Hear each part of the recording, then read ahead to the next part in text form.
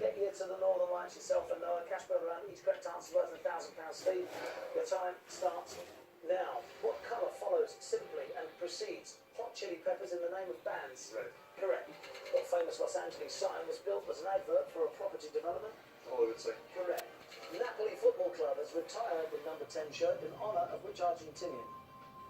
Diego Maradona. Correct. What traditional pub game shares its name with a brand of fruit-flavoured sweets? Pass. Skittles. Who made his last Christmas Day diary entry in December 1668? Pass. Samuel Pepys. Each of the 20 faces on a regular icosahedron is what shape? Pass. Triangular. Which female artist unveiled her work at St. Pancras Station 2018? Tracy Emin. Correct. Maidan and Jebel Ali are race courses in which of the United Arab Emirates? Dubai. Correct. The world's tallest Giza steamboat is in what US national park? Yellowstone. Correct. A university student who has not yet taken a first degree is called what? Pass. Undergraduate. Stretch. Steve. No time to get there for you. Steve, £6 grand. Very good, great start for the team. Happy with that? Yeah, very happy. Yeah. Brilliant.